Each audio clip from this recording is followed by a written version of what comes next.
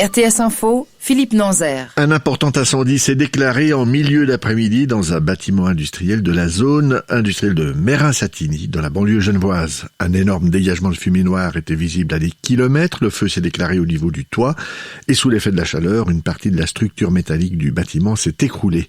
Vieux d'à peine 2 ans, ce bâtiment abritait des entreprises, un parking et à son extérieur un mur de grimpe sur lequel se trouvaient d'ailleurs plusieurs personnes au début du sinistre. Toutes ont pu être évacuées, on ne compte aucun blessé. Le sinistre, lui, n'est toujours pas maîtrisé. 3 blessés par balle, c'est le premier bilan des affrontements violents aujourd'hui en Suède. La police a tiré plusieurs coups de semonce alors que les manifestants protestaient à Norrköping, dans la banlieue sud-ouest de Stockholm, contre un groupuscule d'extrême droite qui se targue de brûler le Coran. 3 personnes ont été touchées, semble-t-il, par des ricochets et se sont actuellement soignées à l'hôpital, selon la police. Les 3 blessés, dont l'état n'est pas connu, sont également en état d'arrestation. Ils sont soupçonnés de crimes, précisent les autorités. Hockey sur glace pour son deuxième match de préparation au championnat du monde en Finlande et toujours contre la France. La Suisse a forcé la décision en fin de partie aujourd'hui à Bâle.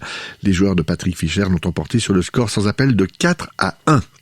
À une semaine du second tour de l'élection présidentielle française, rien n'est joué entre Emmanuel Macron et Marine Le Pen. Tous deux se sont accordés un court repos en ce dimanche de Pâques, s'imposant ainsi une trêve dans cette campagne électrique où chacun tente de rassembler au-delà de son camp. Dans ce duel à couteau tiré, et si l'on en croit les sondages d'opinion, le président sortant a pour l'instant un léger avantage sur sa rivale d'extrême droite.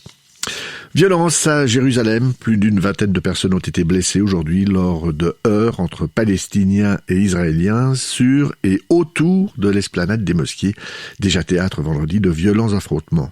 Tôt ce matin, des centaines de manifestants palestiniens ont commencé à amasser des pierres sur l'esplanade, peu avant l'arrivée de juifs religieux.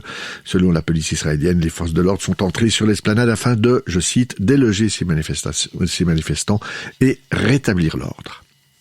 La police équatorienne a saisi aujourd'hui près de 2,5 tonnes de cocaïne dans un conteneur de bananes qui allait être envoyé du port de Guayaquil vers la Belgique. C'est ce qu'annonce le ministère de l'Intérieur. Depuis le début de l'année, l'Équateur a déjà confisqué plus de 70 tonnes de cocaïne.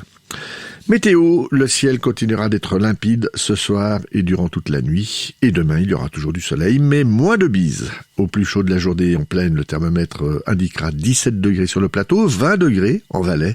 Mardi, il fera toujours de beau, mais avec quelques passages nuageux en fin de journée.